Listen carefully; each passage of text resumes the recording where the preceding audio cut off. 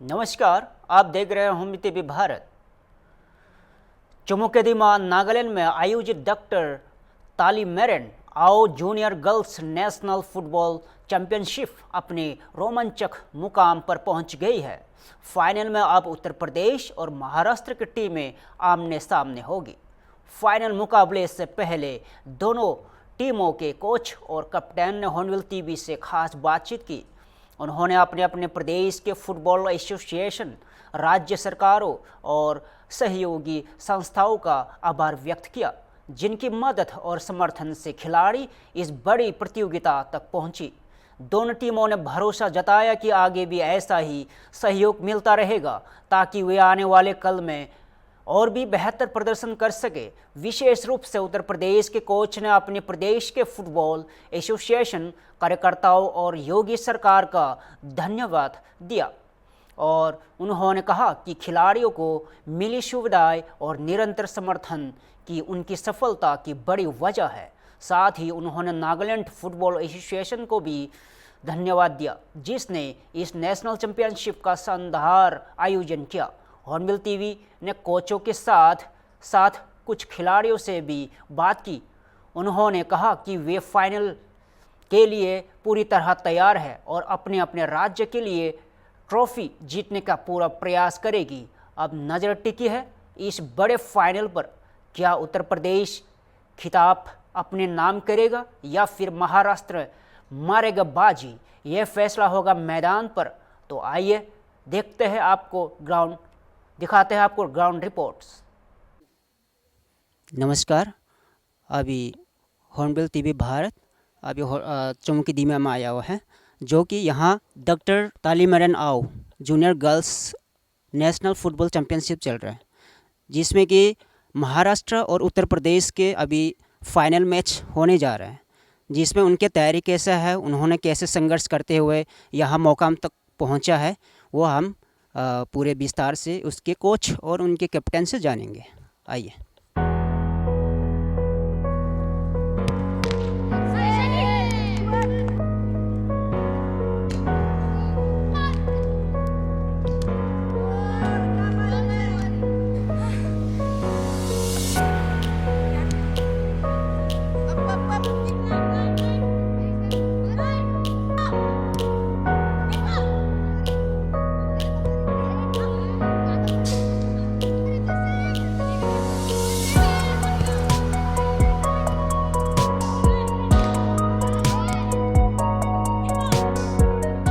आपने जो यहाँ तक मुकाम तक पहुँचा, इतने दूर से चले आए और साथ ही साथ में इतना बहुत मेहनत किए होंगे और पूरे हम देख सकते हैं और देख भी रहे हैं कि बहुत ही मेहनत का फल आज मिल रहे होंगे आपको। और इसमें जितना भी यहाँ पे प्लेयर्स है और विशेषकर आज जो ये महिलाएं जो गर्ल्स हैं, उसके लिए आप देख रहे हैं कि लोग गर्ल्स को जो पहले के अपेक्षा अभी जो है कितने आगे बढ़ गया है और पुरुषों के बराबर के हो गए हैं।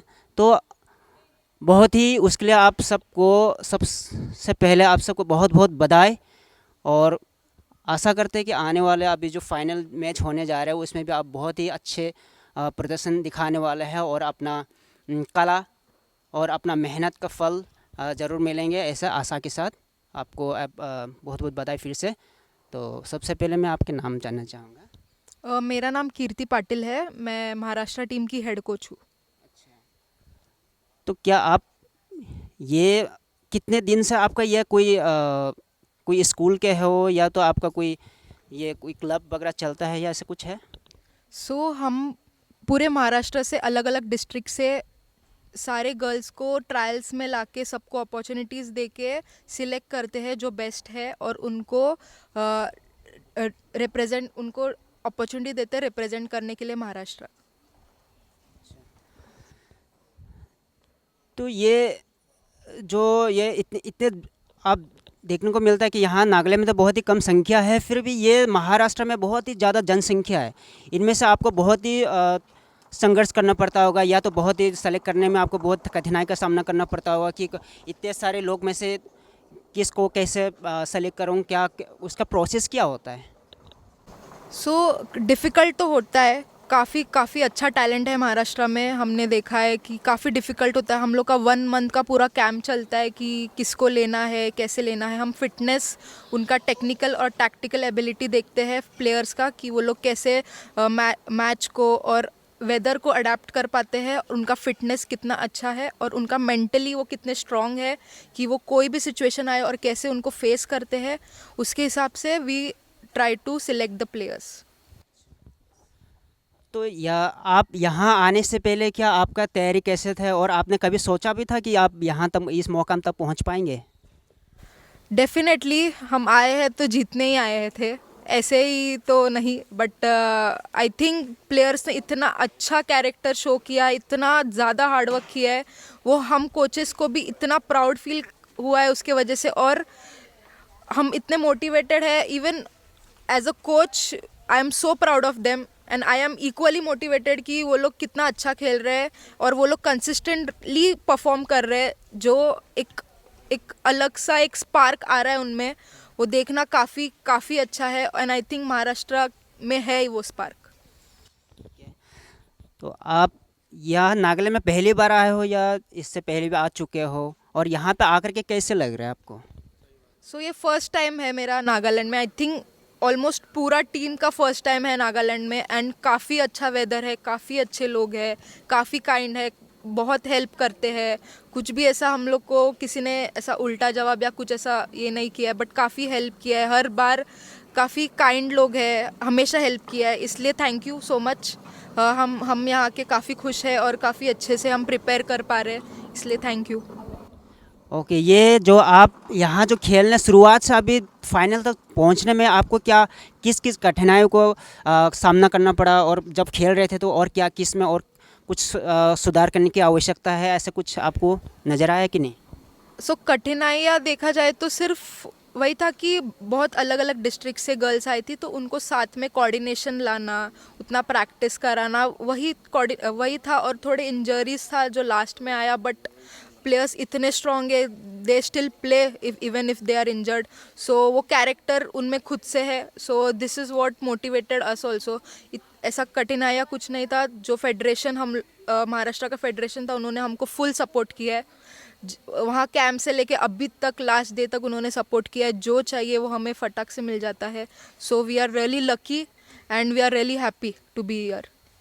अच्छा, आप देखने को मिल रहा है कि अभी महाराष्ट्र में भी देवेंद्र जी के जो सरकार है, उन्होंने जो विशेषकर जो ये महिलाओं के लिए जो देखा है, महिलाओं के लिए काम कर रहे हैं, और उसके प्रदेश के लिए, देश के लिए बहुत ही प्रगति कर रहे हैं।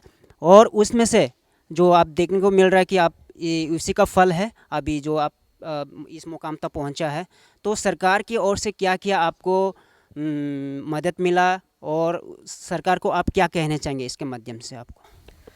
हमें एक बहुत अच्छा ग्राउंड मिला, फैसिलिटीज़ मिली, हर फुटबॉल्स मिले, जो चाहिए वो मिला है हमको। आइस बाथ चाहिए था, मिला। रिकवरी चाहिए था, मिला। Even though we need practice match, उन्होंने जो भी टाइम पे हमें चाहिए था ग्राउंड अवेलेबिलिटी दिया। हर टाइम कुछ भी चाहिए था, उन्होंने हमें फर्स्ट प्रायोरिटी रखा है। तो I think thank you so much. इसके वजह से ही प्लेयर्स इतने ज़्यादा अच्छा खेल रहे हैं और इतने ज़्यादा मोटिवेटेड है कि उनके पास सपोर्ट है उनके टीम का। So yes, that's why. और यहाँ जितने भी आप दर्शक देख रहे हैं, और उनको आप क्या संदेश देना चाहेंगे कि और बाकी जो महिलाएं जो बिना खेले और उनके मन पे और जो डर बना रहता है, उनको दूर करके और क्या उसको क्या संदेश देना चाहेंगे? सो फर्स्ट थिंग तो फुटबॉल खेलते हैं हम एंजॉय करने के लिए, अपना स्ट्रेस रिलीज़ करने के लिए। एंड वो मैं चाहती हूँ कि हर एक गर्ल, हर एक मे बी इंसान एक स्पोर्ट खेले, फुटबॉल नहीं तो कुछ और, बट एटलीस्ट फिजिकल एक्टिविटीज़ में रहे, सो दैट वो फ्रेश रहे, अपना माइंड क्लियर रहे। आई थिंक वो हेल्प करता है आपको मेंटली, स्टडीज़ में भी कभी कभी, और फिजिकली भी ग्रो करने के लिए। आई थिंक वो काफ़ी इंपॉर्टेंट है। एंड आई थिंक सबको एक एक गेम तो खेलना चाहिए। And if you play football, that's the best one. ठीक है, आप सबने सुना अभी कोच ने क्या क्या कहा। विशेषकर महिलाओं के लिए अभी हर खेल में, हर क्षेत्र में आगे बढ़ रही है। तो इसी प्रकार आज के फुटबॉल के क्षेत्र में भी किसी से कम नहीं है वो। तो इस प्रकार से अभी और उसके कैप्टन से भी बात करेंगे, उस टीम की क्या तैयारियां है और उनके क्या रणनीति है, और ये किस प्रकार से अभी जो फाइनल मैच होने जा रहा है उसमें अब वो किस प्रकार से कैसे संघर्ष करने जा रहा है, या कैसे खेलने के लिए उसका क्या प्लान है, आप ये उसको विस्तार से जानेंगे। तो सबसे पहले तो मैं आपका नाम जानना चाहूँगा। हेलो, मैं आयशा सरताप हूँ, महाराष्ट्र की कैप्टन। तो क्या आपका अब कल आपका मैच फाइनल मैच होने वाली है, तो क्या उस मैच के लिए आपका क्या प्लान है, कैसे कुछ रणनीति बनाए हो? हमारी टीम पूरी रेडी है। हम लोग जितना भी प्रैक्टिस करते जा रहे हैं, महाराष्ट्र में हम लोगों ने जितनी भी मेहनत की है वो सब कल दिखने वाला है और हम लोग बहुत अच्छे खेलने वाले हैं। अच्छा अच्छा, बहुत बहुत बधाई उसके लिए। पूरा मुझे भी विश्वास है कि ये कल जो फाइनल मैच होने वाला है उसमें महाराष्ट्र की टीम जो है अपना कला दिखाने वाला है, अपना जो जो उन्होंने जो साल भर से मेहनत किए है वो कल आप सबको देखने मिलेंगे, तो उसके लिए आप सब बने रहिए। नमस्ते इंडिया, हम उत्तर प्रदेश टीम है। कल हमारा मैच फाइनल है DR तालीमेरन AO junior girls football national championship. हम महाराष्ट्र के अगेंस्ट कल खेलेंगे।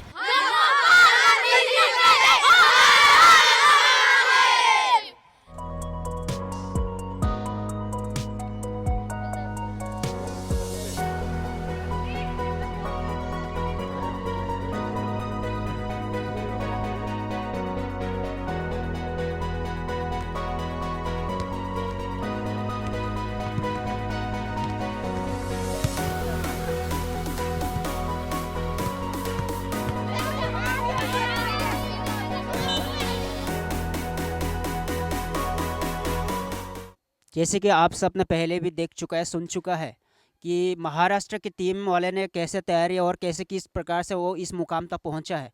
तो इसी प्रकार से आप दूसरे टीम जो फाइनल मैच जिसके साथ होने जा रहा है उत्तर प्रदेश की टीम, तो उत्तर प्रदेश की टीम का क्या तैयारी है और इस मुकाम तक पहुंचने के लिए उनको क्या क्या संघर्ष करना पड़ा और उनका पीछे क्या क्या क्या राज है और उनके क्या सहयोग है, सरकार के क्या सहयोग है, और उसके टीम के तैयारियों में और क्या क्या उनका क्या सहयोग रहा, और आने वाले कल के लिए और उसका तैयारी कैसा है, और पूरा विस्तार से हम उनके कोच से जानेंगे। आइए।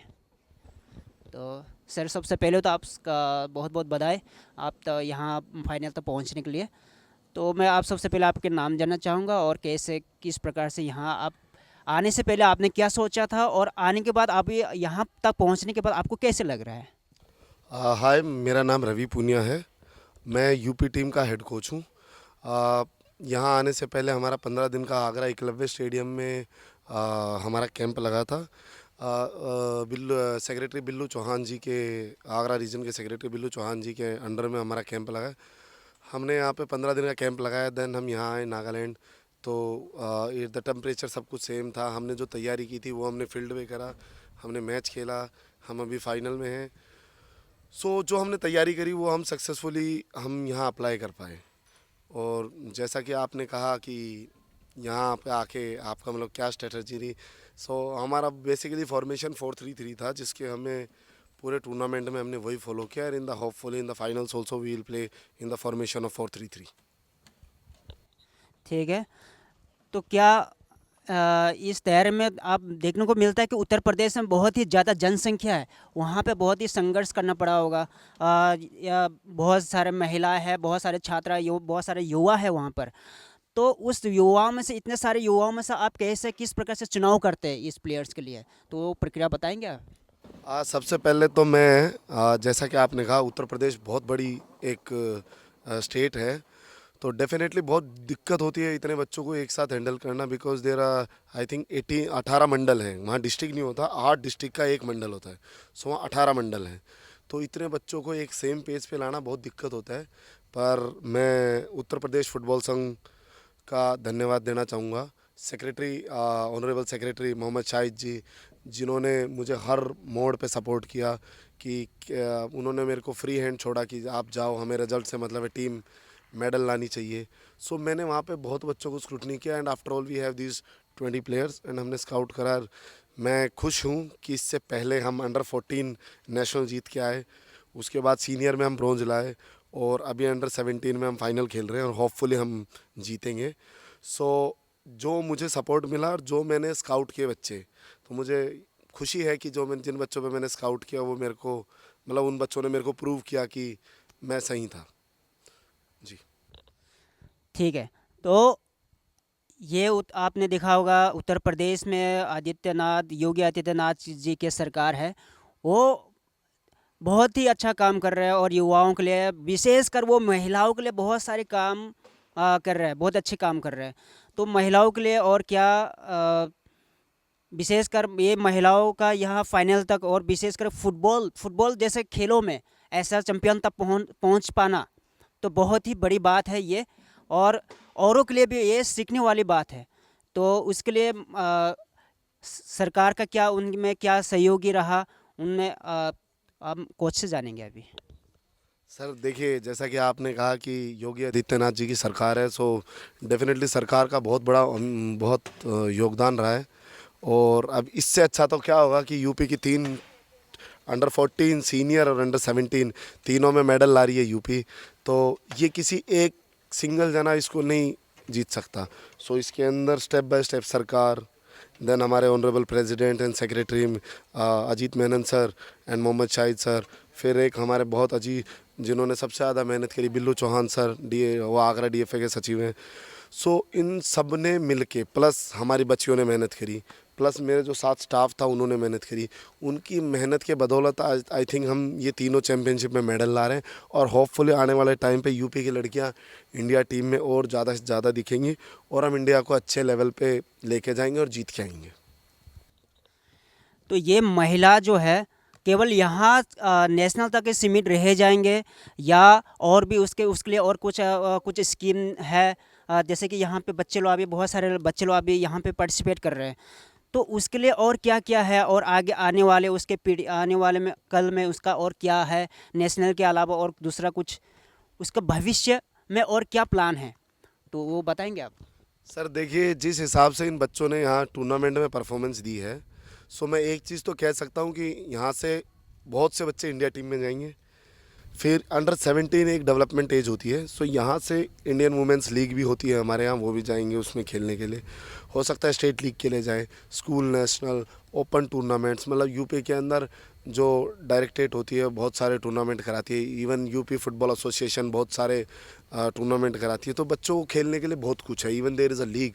सो hopefully when these girls are playing in the senior level, so तब तक इनको बहुत अच्छा एक प्लेटफॉर्म मिलेगा, बहुत अच्छे टूर्नामेंट्स मिलेंगे जिसकी बदौलत ये और इन फ्यूचर अच्छा खेलेंगी। और ठीक है, उन्होंने अभी क्या क्या बताया आप सबने सुना और देखा है।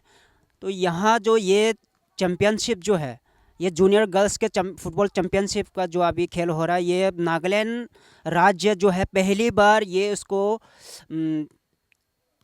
बार उसको क्या आयोजित कर रहे हैं। तो क्या इस आयोजित में कुछ और कुछ सुधार की आवश्यकता है, या तो आने वाले कल में और ऐसा आप कुछ लगा कि उस आयोजन में कुछ कमी रह गया हो, या तो इसमें और कुछ आवश्यकता है, ऐसा कुछ महसूस पड़ा कि नहीं आपको? सर देखिए, मैं बीइंग अ कोच मैं हर जगह नेशनल चैम्पियनशिप में जाता हूँ, पर यहाँ नागालैंड में आके थोड़ा पर्सनली मेरे को बहुत अच्छा लगा। स्पेशली यहाँ के जो यहाँ के लोग हैं बहुत फ्रेंडली नेचर के हैं, बहुत ब्रॉड माइंडेड हैं, बहुत सपोर्टिव हैं। मैं देखता हूँ जब हमारे मैच में पूरा और स्टेडियम भरा रहता है। And coming to Nagaland football association, उन्होंने जो हो सकता था मुमकिन वो प्रोवाइड कराया, और मुझे नहीं लगता इससे बेस्ट कुछ होना चाहिए किसी टीम के लिए। उन्होंने बहुत अच्छा करा है और मैं नागालैंड फुटबॉल के प्रेसिडेंट सेक्रेटरी उनको थैंक यू करूँगा कि उन्होंने इन बच्चों को लिए इतना कुछ किया। एंड मैं पहली बार देख रहा हूँ कि नागालैंड फुटबॉल एसोसिएशन के सेक्रेटरी वो स्टैंड्स में आके बैठते हैं। इवन 50+ मैचेस चल रहे हैं, मैं देख रहा हूँ वो खेल रहे हैं, वो एक्टिवली आके मिल रहे हैं। सो एक सेक्रेटरी, एक प्रेसिडेंट इतना इन्वॉल्व हो रहा है, बच्चों के साथ मिल रहा है, उनसे पर्सनली बात कर रहा है, हर्ट उसके अंदर इन्वॉल्व हो रहा है। सो डेफिनेटली मतलब तभी ये मुमकिन था कि इतना अच्छा हुआ है। और मैं ऑल इंडिया और नागालैंड फुटबॉल एसोसिएशन का थैंक यू करूँगा, उन्होंने इतना वार्म वेलकम किया, हमारा इतना अच्छा ट्रीटमेंट दिया हमें। और thank you so much on the behalf of Uttar Pradesh Football Association. I again wish them a very thankful. We are very thankful कि आपने इतनी सपोर्ट दिया हमें, इतना मदद की। और because of that maybe we are in the finals and in future हम नागालैंड आएंगे, so we were very much excited.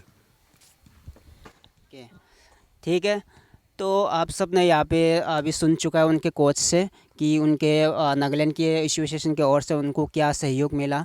तो ऐसे ही आशा करते हैं कि आने वाले कल में भी इससे बेहतर और अच्छे कर रहे, फिर भी इससे भी और अच्छे करने के और भी अच्छे ही करते रहेंगे, ऐसे आशा के साथ, जिसमें उन्होंने बहुत सारे अपने अनुभव और उनके जो प्रक्रिया है हमें शेयर किया और बांटा।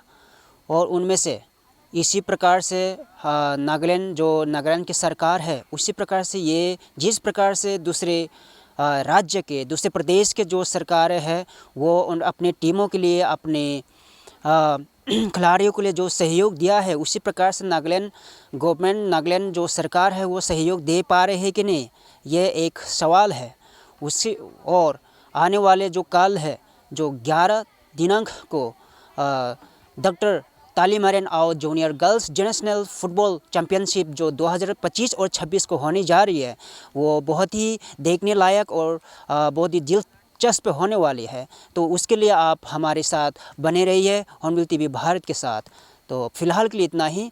मैं हूँ हुरितन जिलियांग, कैमरा पर्सन वॉन चुमू के दिमा, हॉर्नबिल टीवी भारत। कानून व्यवस्था को लेकर बड़ा राजनीतिक बयान खड़ा हो गया है। राज्य मंत्री प्रतिमा बाघेल भाई की गांजा तस्करी में गिरफ्तारी के बाद बीजेपी ने अपना आधिकारिक बयान जारी किया है। बीजेपी मीडिया प्रभारी आशीष अग्रवाल ने कहा कि मुख्यमंत्री डॉक्टर मोहन यादव की सरकार कानून व्यवस्था को लेकर बेहद सख्त और संवेदनशील है। उन्होंने कहा कि सरकार की जीरो टॉलरेंस पॉलिसी के तहत अपराध और अपराधी दोनों पर बिना किसी राजनीतिक या व्यक्तिगत भेदभाव के कार्रवाई की जाती है। अग्रवाल ने विपक्ष पर हमला बोलते हुए कहा कि कांग्रेस नेताओं का काम सिर्फ सवाल उठाना और भ्रम फैलाना है। उन्होंने आरोप लगाया कि जीतू पटवारी और उमंग सिंगर जैसे नेता अपराधियों को संरक्षण देने की राजनीति करते रहे है, जबकि बीजेपी सरकार में अपराधियों को बचाने की कोई गुंजाइश नहीं है। उन्होंने यहां भी कहा कि मुख्यमंत्री डॉक्टर मोहन यादव की प्राथमिकता कानून व्यवस्था है और सरकार अपराधियों के खिलाफ सख्त कार्रवाई करती रहेगी। इस्तीफा होना चाहिए क्योंकि उनके भाई हैं इन्वॉल्व। देखिए, वो जीतू पटवारी जो स्वयं महिलाओं में से रस और चाशनी ढूंढते हैं, वो जीतू पटवारी जिनके रोज नेता कभी ड्रग तस्करी में पकड़े जाते हैं, कभी किसी महिलाओं के साथ व्याभिचार करते हैं और उस पर वो मौन रहते हैं, तो इस तरह के जीतू पटवारी को कम से कम बोलने की नैतिकता ही नहीं है। ये भाजपा की सरकार है, जहां पर कार्रवाई हो रही है स्पष्ट संदेश है कि कोई कैसा भी हो बचेगा नहीं अगर गलत करेगा। सर, सरकार की एक मंत्री है, उनके भाई गिरफ्तार हुए हैं और तमाम कांग्रेस सवाल भी उठा रहे हैं कि सरकार के मंत्री के जो परिजन हैं इस तरह से लिप्त पाए जा रहे हैं। देखिए, ये भाजपा की सख्त और संवेदनशील डॉक्टर मोहन यादव जी की सरकार है। यहाँ पर कोई भी अपराध हो, कोई भी अपराधी हो, जीरो टॉलरेंस की पॉलिसी है। तो कार्रवाई हमारी सरकार करती है और सवाल विपक्ष उठाता है। ऐसा कैसे हो सकता है? ये विपक्ष तो वो है कि जब अपराध इनके परिवार से होता है तो सबसे पहले छुपाते यही है, बचाते यही है। ये भाजपा की सरकार है, कानून का राज चलता है और कानून के अनुसार हर किसी ऐसे व्यक्ति के साथ व्यवहार किया जाएगा जो गलत करेगा। सर, कांग्रेस के द्वारा प्रदर्शन भी किया गया, पुतले भी जलाए जा रहे हैं। देखिए, कांग्रेस को प्रदर्शन करना चाहिए। जीतू पटवारी, उमंग सिंगार ऐसे नेताओं पर जिन्होंने सदैव अपराधियों को और अपराधों को प्रश्रय दिया है। हमारी सरकार तो कार्रवाई करती है और कार्रवाई के बाद चाहे कोई किसी का भी हो छोड़ती नहीं है। जीतू पटवारी ये कह रहे हैं भोपाल और खजुराहो के किसान प्याज के सही दाम न मिलने से नाराज है। कृषि मंत्री एडल सिंह कांसना ने इस पर प्रतिक्रिया दी और कहा कि इस बार प्याज की उपज अच्छी होने के कारण किसानों द्वारा उससे फेंका जा रहा है। मंत्री ने यहां भी स्पष्ट किया कि खाद की कोई कमी नहीं है और किसानों को सभी आवश्यक संसाधन उपलब्ध कराए जा रहे हैं। उन्होंने यहां स्पष्ट किया कि प्याज की अधिक उपज की इस समस्या की वजह है, इससे उनका मुद्दा नहीं कहा जा सकता। किसानों का कहना है कि बाजार में प्याज के दाम लगातार गिर रहे हैं, जिससे उनकी आमदनी प्रभावित हो रही है। सरकार इस समस्या के समाधान के लिए मूल्य समर्थन और विपणन रणनीति पर विचार कर रही है। किसानों ने प्याज फेंकी और मुफ्त में बांटते हुए नजर आए, कह रहे हैं कि हमको दाम नहीं मिल रहा है तो अब हम मुफ्त में ही बांटेंगे। देखिए, प्याज ये हॉर्टिकल्चर का मसला है, लेकिन फिर भी मैं कृषि मंत्री होने के नाते, चूंकि आवक अच्छी हुई है इसलिए फेंक रहे हैं ना। आवक तो अच्छी हो रही है, और कांग्रेस के राज में तो प्याज होती नहीं थी, पानी मिलता नहीं था, प्याज नहीं होती थी, प्याज का कोई फसल नहीं होती थी, पानी नहीं था, बिजली नहीं थी, सड़क नहीं थी, सारी बातें थी ही नहीं। आज सब चीज है, इसलिए हमारा मध्य प्रदेश, चाहे वो खाद का मसला हो और इसकी आवक बढ़ी है, हमारे यहाँ खाद की कोई कमी नहीं। खाद फूड पॉइजन से 8 की मौत कैसे हुई है? फूड पॉइजन एक मिनट, उत्पादन अच्छा हो जाए तो होटल के कर्मचारी नहीं, प्याज की बात कर रहा हूँ मैं, गेहूं नहीं फेंके जा रहे और कोई नहीं फेंके जा रहे, आवक बहुत अच्छी हो रही है। सर, छतरपुर में किसानों को अधिकारी थप्पड़ मार रहे हैं। कौन मार रहे हैं? अधिकारी एसडीएम की मांग में नहीं, तो अधिकारी कर्मचारी थप्पड़ मारेगा किसान के, किसान हमारा अन्नदाता है, उसके खिलाफ जांच कराएंगे और सख्त कार्रवाई करेंगे। अभी खजुराहो के होटल के 8 कर्मचारी कल फूड पॉइजन से छतरपुर रेफर किए गए थे। कौन सा? उसके बाद 4 आधा दर्जन होटल गौतम रिसोर्ट उसके 3 कर्मचारियों की मौत हुई है। तो नीचे कर लो, सर का चेहरा नहीं दिख रहा। सर, क्या जांच के आदेश हो गए सर? उसकी होटल की जांच कराएंगे। प्रतिमा बागरी है मंत्री, ने मुझे नहीं बताया, अभी जानकारी देता हूँ। मंत्री है प्रतिमा बागरी, होटल पूरी सरकार ये बेना क्या है? भाई गिरफ्तार हुई गांजा तस्करी में, क्या कहेंगे सर? एक मिनट। मध्य प्रदेश की मोहन सरकार इन दिनों खजुराहो में है, जहां कैबिनेट की महत्वपूर्ण बैठक लगातार जारी है। यहां बुंदेलखंड के विकास से जुड़े अहम मुद्दों पर चर्चा के साथ साथ सभी मंत्रियों के विभागों की समीक्षा भी की जा रही है। मुख्यमंत्री डॉक्टर मोहन यादव ने कहा कि बुंदेलखंड की अपनी एक समृद्ध परंपरा और गौरवशाली विरासत रही है। सरकार की प्राथमिकता है कि इस विरासत को सहेजता जाए और क्षेत्र के विकास के कामों में तेजी से आगे बढ़ाया जाए। इधर उच्च शिक्षा मंत्री इंदर सिंह परमार ने कहा कि खजुराहो में हो रही समीक्षा बैठकों में पिछले 2 वर्षों में मोहन सरकार द्वारा किए गए कामों की बारीकी से समीक्षा की जा रही है। साथ ही आने वाले 3 वर्षों की कार्य योजना पर भी विस्तार से चर्चा हो रही है। ये बुंदेलखंड का इलाका सदैव महाराजा छत्रसाल और बुंदेले राजाओं को स्मरण करेगा। ये गौरवशाली पक्ष है, हम सबका सौभाग्य है। आज हम यशस्वी प्रधानमंत्री के नेतृत्व में देश आगे बढ़ रहा है। ऐसे में बुंदेलखंड में विकास की कई व्यवस्था लेने के लिए अभी कैबिनेट की बैठक होने वाली है। मेरी अपनी ओर से सबका अभिनंदन। विरासत है, उसको एक उस पर लाना ट्रैक पर, ताकि यदि उधर कुछ काम छूटा हो तो उसको हम प्रॉपर कर सकें। इसलिए मैं समझता हूँ कि ये जो यहाँ मंथन हो रहा है, विभागों ने जो अपना टारगेट दिया था उसमें से कितना विभाग ने पूरा किया है, बाकी आगे 3 साल में और कितना पूरा करना, उसका सारा लक्ष्य दिया जा रहा है। देखिए, धर्मेंद्र जी ने जो सलाह दी है वो समाज के व्यापक बनाने की दृष्टि से दी है कि भाई आज भी जो छात्र है हमारी के आंगनवाड़ियों में, आज भी हमको मालूम है बच्चों की स्थिति वो नहीं है, इसलिए उससे समाज को जोड़ना, आंगनवाड़ियों से समाज को जोड़ना, और जो सरकारी स्कूल है जिसमें गरीबों के बच्चे पढ़ते हैं वो स्कूल है, तो उनसे भी समाज को जोड़ने का उद्देश्य है कि समाज की सबके बच्चों की चिंता करने की जवाबदारी सरकार जितना कर सकती कर रही है, लेकिन अच्छे बच्चों को भी अच्छा माहौल मिले, वातावरण मिले, और इस दृष्टि से जो फल और कहा है उन्होंने, वो एक बहुत अच्छा सुझाव है। देखिए जीतू पटवारी जी जो कह रहे हैं, मैं पूछना चाहता हूं कि हमारी जो कुपोषण जो बच्चे हैं जो आंगनवाड़ी में दर्ज होते हैं उनकी सरकार चिंता कर रही है, लेकिन यदि उसमें सरकार और चिंता करे, समाज और चिंता करे, तो जीतू पटवारी के पेट में क्यों दर्द हो रहा है? सर रुक जाइए सर। सरदार वल्लभ भाई पटेल की 150वीं जयंती पर आज खजुराहो में कन्वेंशन सेंटर के बाहर हमने प्रतिमा का अनावरण भी किया है। इस अवसर पर महाराजा छत्रसाल की प्रतिमा का अनावरण भी हुआ है। ये बुंदेलखंड की अद्भुत शौर्य पराक्रम की धरती है। यहाँ माननीय सांसद विष्णुदत्त शर्मा जी के साथ उनकी कॉन्स्टिट्यूंसी में हमारे दोनों उप मुख्यमंत्री श्रीमान जगदीश देवड़ा जी, श्रीमान राजेंद्र शुक्ला जी, हमारे वरिष्ठ मंत्री माननीय कैलाश विजयवर्गीय जी, प्रहलाद पटेल जी, इस अवसर पर सारे मंत्रियों के साथ हमने कैबिनेट में भी भाग ले रहे हैं और विकास के लिए नई एक इबारत लिखी जाएगी। बुंदेलखंड सदैव अपनी एक अलग प्रकार की पहचान वाला क्षेत्र है। मेरी अपनी ओर से बधाई। उत्तर प्रदेश के गोरखपुर में मुख्यमंत्री योगी आदित्यनाथ ने जनता दर्शन कार्यक्रम में हिस्सा लिया।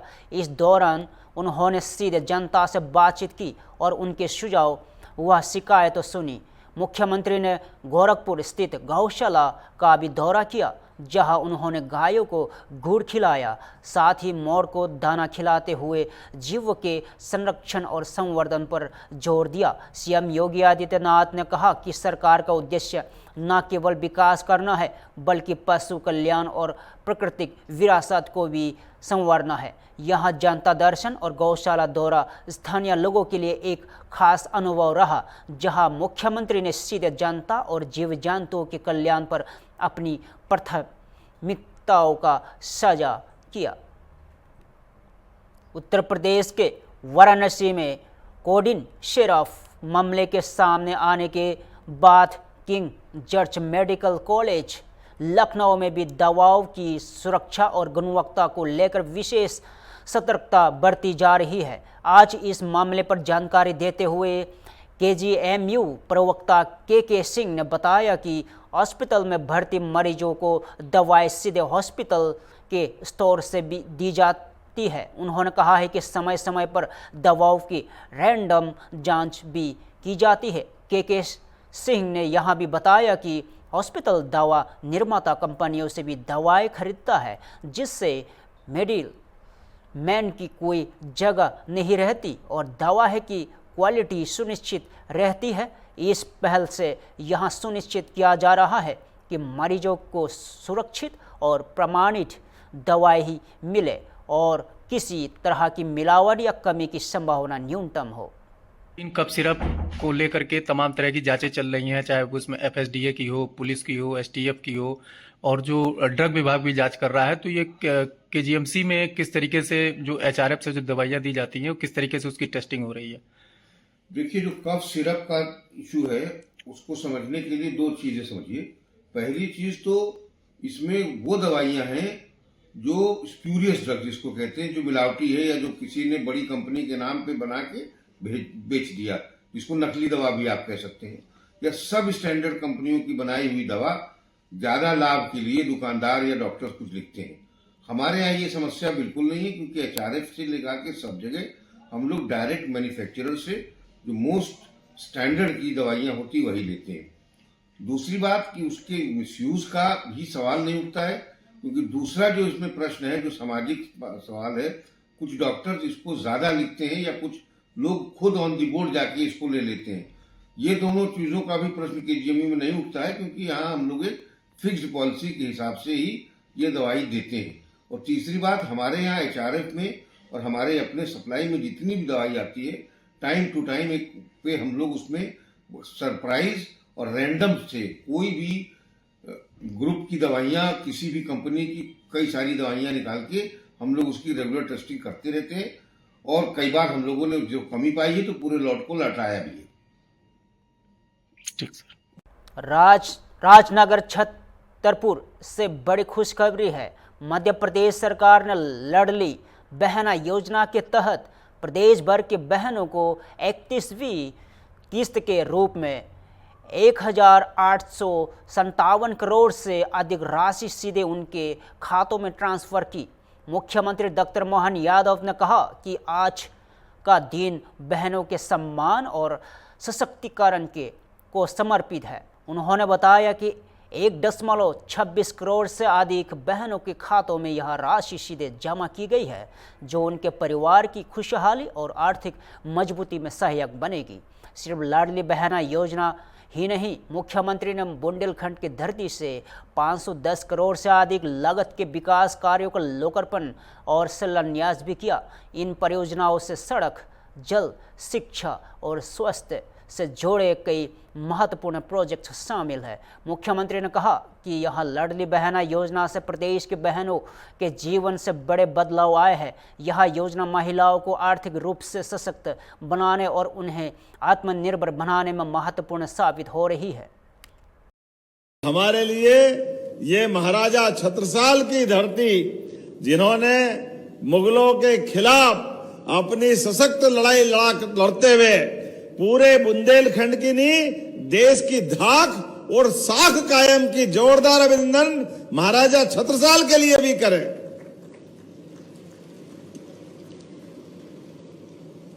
छत्ता तोरे राज में धक धक धरती होय, जित जित घोड़ा मुख धरे तित तित फतेह होय। जिधर जिधर घोड़ा मुंह करता था, महाराज छत्रसाल की तलवार से विजय पे विजय, विजय पे विजय, महाविजय होती थी। और उस काल में, जिस काल में मुगलों के खिलाफ खड़ा होने में भी लोगों के पसीने छूट जाते थे, जान हलक में आ जाती थी, लेकिन हमें अपने महाराज छत्रसाल पे भी गर्व है। आज ये जहां कार्यक्रम में कैबिनेट जब हम करने जा रहे थे, उसी स्थान पर 2 महापुरुष की प्रतिमा का अनावरण हुआ। एक हमारे महाराजा छत्रसाल, दूसरे सरदार वल्लभ भाई पटेल। जोरदार अभिनंदन सरदार वल्लभ भाई पटेल के लिए भी करें। हमारे 12 ज्योतिर्लिंग में से पहला ज्योतिर्लिंग सोमनाथ का, आज वो मंदिर आसमान से बात करते हुए आनंद के साथ दिखाई दे रहा है, तो सरदार वल्लभ भाई पटेल का बड़ा योगदान है। जोरदार अभिनंदन श्रीमान नरेंद्र मोदी जी का भी करें। क्या अद्भुत व्यक्तित्व है, क्या सरकार चलाते हैं, कैसे काम करते हैं।